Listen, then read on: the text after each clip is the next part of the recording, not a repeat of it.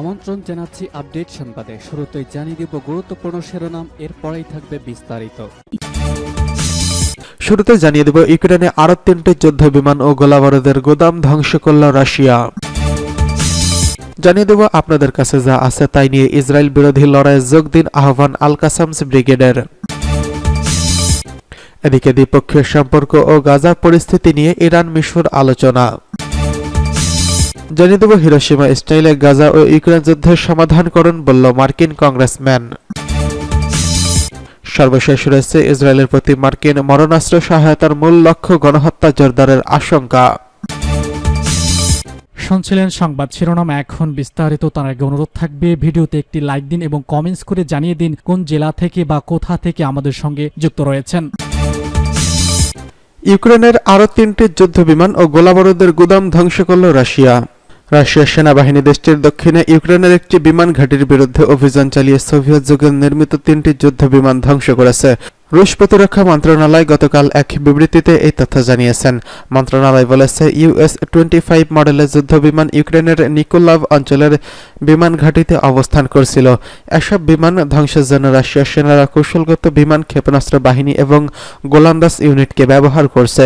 রুশ প্রতিরক্ষা মন্ত্রণালয়ের দাবি 2022 সালের ফেব্রুয়ারি মাসে রাশিয়া সামরিক অভিযান শুরুর পর থেকে এখন পর্যন্ত ইউক্রেনের 580টি যুদ্ধ বিমান এবং 270টি হেলিকপ্টার ও 17,951টি ড্রোন গুলি করে ভূপাতিত করেছে। অক্টোবরে রাশিয়ার প্রতিরক্ষা মন্ত্রী সের্গেই শুইগু বলেছিলেন, রুশ বাহিনী নতুন করে সামরিক ব্যবস্থা পেয়েছে যা সেই সময় মাত্র 5 দিনে 24টি ইউক্রেনীয় বিমান গুলি করে ভূপাতিত করে। তাস নিউজ এজেন্সির পরে একটি সূত্রের বরাত দিয়ে রিপোর্ট করেছিল যে রাশিয়া একটি S-400 ক্ষেপণাস্ত্র প্রতিরক্ষা ব্যবস্থা ব্যবহার করছে, যার পাল্লা 400 কিলোমিটার। আপনাদের যা আছে তাই নিয়ে ইসরায়েল বিরোধী লড়াইয়ে যোগ দিন আহ্বান আল কাসামস কমান্ডারের। ফিলিস্তিনের জনগণের কাছে যা আছে তাই নিয়ে ইহুদিবাদী ইসরায়েলের বিরুদ্ধে লড়াইয়ের যোগ দেওয়ার আহ্বান জানিয়েছেন হামাসের সামরিক শাখা ইজ্জাদিন আল কাসামস ব্রিগেডের কমান্ডার মোহাম্মদ দেইফ। গতকাল প্রচারিত এক ভিডিও ক্লিপে তিনি এই গাজা ও পশ্চিম তীরের জনগণের প্রতি এই আহ্বান জানান। হামাস প্রচারিত ভিডিওতে মোহাম্মদ দেইফ বলেছেন, ফিলিস্তিনের কাছে যে যার কাছে রাইফেল আছে তাকে রাইফেল নিয়ে ইসরায়েল বিরোধী যুদ্ধে যোগ দেওয়া উচিত। যার কাছে রাইফেল নেই, শুধু মলটোভ ককটেল আছে, তাকে ওই ককটেল নিয়েই লড়াইয়ের ময়দানে ঝাঁপিয়ে পড়তে হবে। মোহাম্মদ দেইফ আরো বলেন, আজকে ইতিহাসের একটি আলোকোজ্জ্বল অধ্যায় উন্মোচিত হয়েছে। সবচেয়ে মর্যাদাপূর্ণ সময় এটি। ফলে কে আছে যে নিজে কিংবা তার পরিবারকে কিংবা তার শহরকে নামকে মর্যাদাপূর্ণ করবে। এর আগে হামাসের পক্ষ থেকে মোহাম্মদ দেইফের একটি অডিও বার্তা প্রকাশ করা হয়, যাতে তিনি সমস্ত মুসলিম উম্মাহকে আল আকসা মুক্ত করার লড়াই যোগ দেওয়ার আহ্বান জানান। ওই বার্তায় তিনি জর্দান, লেবানন, মিশর, আলজেরিয়া, মরক্কো, পাকিস্তান, মালয়েশিয়া ও ইন্দোনেশিয়ার জনগণকে সম্বোধন করেন। তিনি বলেন, আজই আপনারা ফিলিস্তিনের অভিমুখে রওনা দেন, কালকের জন্য অপেক্ষা করবেন না। রাষ্ট্রীয় সীমানা সরকার যে কোনো বাধা যেন আপনাদের আল আকসা মুক্ত করা এবং জিহাদের শরিক হওয়া থেকে বিরত রাখতে না পারে। এদিকে দ্বিপক্ষীয় সম্পর্ক ও গাজা পরিস্থিতি নিয়ে ইরান মিশর আলোচনা।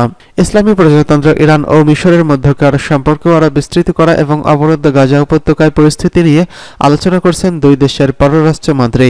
গতকাল সন্ধ্যায় ইরানের পররাষ্ট্রমন্ত্রী হোসেন আমির আবদুল্লাহিয়ান এবং মিশরের পররাষ্ট্রমন্ত্রী শামে শুকুরি টেলিফোনে এই আলোচনা করেন। এক বিবৃতির মাধ্যমে বিষয়টি নিশ্চিত করেছেন ইরানের পররাষ্ট্র মন্ত্রণালয়। বিবৃতিতে বলা হয়, ইরান ও মিশরের সম্পর্কের ক্ষেত্রে সাম্প্রতিক মাসগুলোতে যে সমস্ত ইতিবাচক ঘটনা ঘটেছে সেগুলো পর্যালোচনা করেন দুই মন্ত্রী এবং ফেব্রুয়ারির শেষের দিকে জেনেভায় তাদের মধ্যে একটি বৈঠকের ফলালাপ ভিডিওতে ভিত্তিতে ওই দেশের রাজনৈতিক নেতাদের ইচ্ছা অনুযায়ী সম্পর্ক সম্প্রসারণের উপায় নিয়ে তারা বিস্তারিত আলোচনা করেন। গত নভেম্বর মাসে ইরান ও মিশরের প্রেসিডেন্টের মধ্যে সৌদি আরবের যে বৈঠক হয়েছিল তা দুই দেশের সম্পর্ক উন্নয়নের ক্ষেত্রে গুরুত্বপূর্ণ পদক্ষেপ ছিল বলে দুই মন্ত্রী উল্লেখ করেন। তারা দুজনই একমত হন যে ভবিষ্যতে তেহরান ও কায়রোর মধ্যে বৈঠক অনুষ্ঠানের জন্য যোগাযোগ রক্ষা করা উচিত। হিরোশিমা স্টাইলে গাজা ও ইউক্রেনের যুদ্ধের সমাধান করুন বলেছে মার্কিন কংগ্রেসম্যান। আমেরিকা মিশিগান অঙ্গরাজ্যের রিপাবলিকান দলের কংগ্রেসম্যান টিম ওয়ালবার্গ বিশ্বাস করেন, গাজা ও ইউক্রেনের বেসামরিক নাগরিকদের জন্য মানবিক সহায়তার জন্য ওয়াশিংটনের অর্থ অপচয় করা উচিত নয়। তিনি মনে করেন, অর্থ অপচয়ের পরিবর্তে দ্রুত বিজয় অর্জনের জন্য ইসরায়েল ও ইউক্রেনের যুদ্ধে প্রচেষ্টাকে সমর্থন করা উচিত। ওয়ালবার্গ গত সপ্তাহে মিশিগানের ডন্ডিতে এক জনসভায় দেওয়া বক্তৃতায় এসব কথা বলেন। সামাজিক যোগাযোগ মাধ্যমে পোস্ট করা একটি ভিডিওতে রিপাবলিকান দলের এই কংগ্রেসম্যান প্রেসিডেন্ট জো বাইডেনের নীতির আলোচনা করেন এবং অল্প সংখ্যক মানুষের উপস্থিতির অনুষ্ঠানে ওই সভায় ওয়ালবার্গ বলেন, মার্কিন সরকারের উচিত গাজার জন্য অর্থ ব্যয় না করে সেই অর্থ বরং ইসরায়েলের পক্ষে ব্যয় করা উচিত। তিনি ইসরায়েলকে আমেরিকার শ্রেষ্ঠ মিত্র বলে অভিহিত করেছেন। তিনি বলেন, গাজায় আমাদের মানবিক সহায়তার জন্য একটি পয়সাও ব্যয় করা উচিত নয়। এটি নাগাসাকি এবং হিরোশিমার মতো হওয়া উচিত। এই যুদ্ধ দ্রুত শেষ করুন। নাগাসাকি এবং হিরোশিমার মতো দ্রুত যুদ্ধ শেষ করার কথা বলে তিনি মূলত পরমাণু বোমা ব্যবহারের পরামর্শ দিয়েছেন। ওয়ালবার্গ বলেন, একই ব্যবস্থা ইউক্রেনেও নিতে হবে। পুতিনকে দ্রুত পরাজিত করতে হবে। ইউক্রেনের মার্কিন অর্থের ৮০% মানবিক উদ্দেশ্যে ব্যবহার না করে রুশ বাহিনীকে নিশ্চিহ্ন করার জন্য ব্যয় করা উচিত। এদিকে ইসরায়েলের প্রতি মার্কিন মারণাস্ত্র সহায়তার মূল লক্ষ্য গণহত্যা জোরদারের আশঙ্কা। মার্কিন প্রেসিডেন্ট জো বাইডেনের প্রশাসন অবরুদ্ধ গাজা উপত্যকায় ইহুদিবাদী ইসরায়েলের গণহত্যামূলক যুদ্ধের মধ্যেই নতুন করে কয়েকশো কোটি ডলার মূল্যের বোমা ও যুদ্ধবিমান সরবরাহ করার অনুমোদন দিয়েছে, যা গাজায় ইসরায়েলি গণহত্যা অভিযানকে জোরদার করবে বলে আশঙ্কা করা হচ্ছে। মার্কিন যুক্তরাষ্ট্রে বাইডেন সরকার যদিও দাবি করেছে যে তারা গাজায় যুদ্ধবিরতি প্রতিষ্ঠা এবং বন্দী বিনিময়ের জন্য প্রচেষ্টা চালিয়ে যাচ্ছে, কিন্তু এর পাশাপাশি ইসরায়েলকে সামরিক, গোয়েন্দা, আর্থিক ও রাজনৈতিক সহায়তা সহ সব ধরনের সহায়তা দিয়ে যাচ্ছে। ফলে মার্কিন সরকারও গাজায় ফিলিস্তিনিদের উপর জাতিগত শুদ্ধি অভিযান সহ সব ধরনের অপরাধের প্রধান শরিক।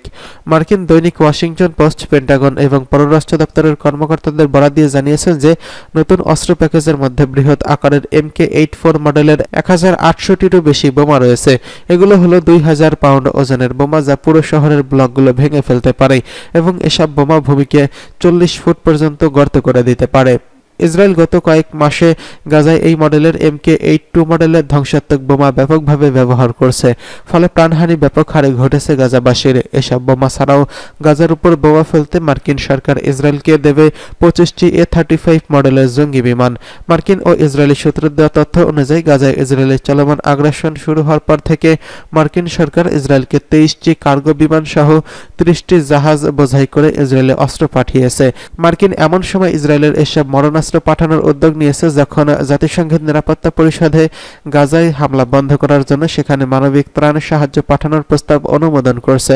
এছাড়া খোদ মার্কিন যুক্তরাষ্ট্রের নানা অঞ্চলে ইসরায়েলের মরণাস্ত্র পাঠানোর উদ্যোগের বিরুদ্ধে গণবিক্ষোভ শুরু হয়েছে।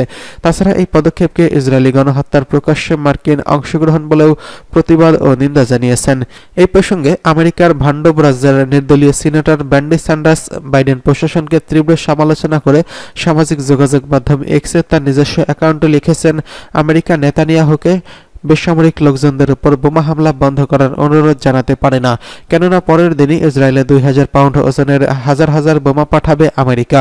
ওইসব বোমা দিয়ে গাজা শহরের আশপাশের এলাকায় পুরো এলাকাকেই মাটির সঙ্গে মিশিয়ে দেওয়া সম্ভব। এটা সভ্যতা বিবর্জিত নোংরা কাজ।